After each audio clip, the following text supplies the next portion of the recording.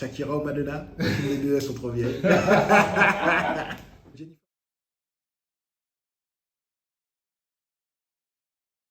Jennifer Lopez, je veux bien. C'est plus mon style. Et pourquoi pas les deux? Malcolm, c'est le début d'une pensée qui va contre un système et qui est profondément raciste. Malcolm X, au départ de sa carrière, il est critiquable sur certains points. Martin Luther King vient apporter quelque chose d'autre, mais ils sont tous les deux dans une pensée aussi religieuse.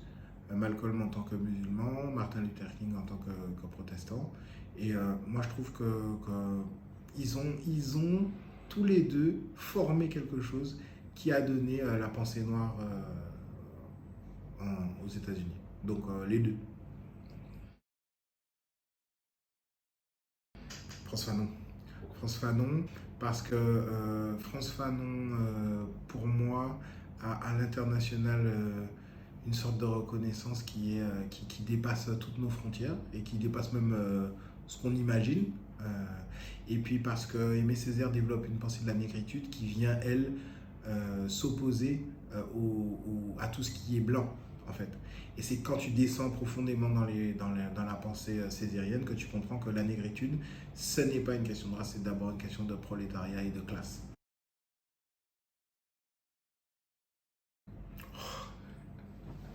RVN, bien sûr, et pour des raisons qui sont simples. Rouge, vert, noir, c'est les couleurs du drapeau panafricain.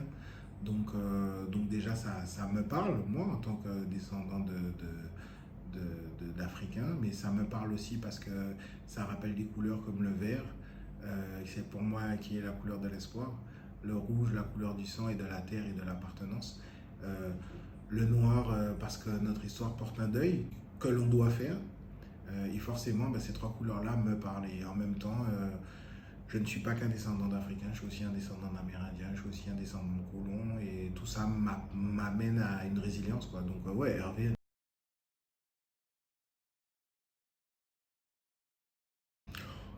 Aucun des deux, j'ai envie de te dire, s'il fallait choisir, j'aurais choisi le bissap, le jus de groseille.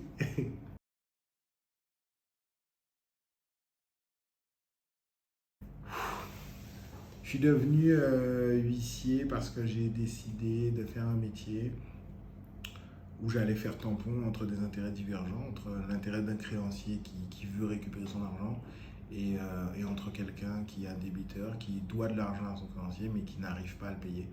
Et je pense que voilà, en amenant un peu de communication dans tout ça, on arrive à trouver des solutions qui apaisent un peu la situation. Donc ça, c'est ce qui m'a fait devenir huissier. Et j'écris parce que j'ai besoin aussi de moi de partager avec d'autres. J'ai besoin de communiquer avec d'autres, de communier même, je dirais. Même quand tu écris un livre, tu es plus dans un acte de communion que dans un acte de communication. Et les deux, c'est moi en fait. Hein. Les deux, c'est moi, donc les deux.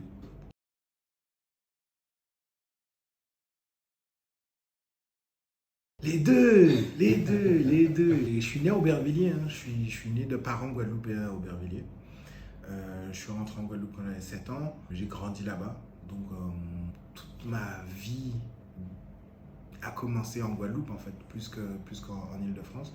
Et je suis venu en Martinique parce que ma femme est martiniquaise et donc forcément j'ai tout adopté d'elle. Hein. L'amour te fait faire des trucs surprenants. Et aujourd'hui, je me sens aussi martiniquais que guadeloupéen. L'endroit où j'ai passé le plus de temps, c'est en Martinique, donc je me sens peut-être même plus martiniquais que guadeloupéen aujourd'hui.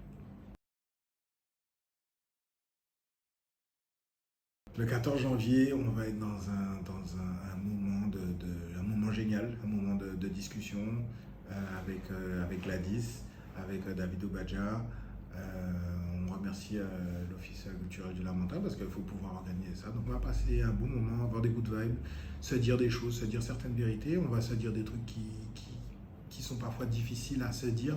On va se les dire avec tellement de bienveillance que quand on va sortir de là, on sera tous contents.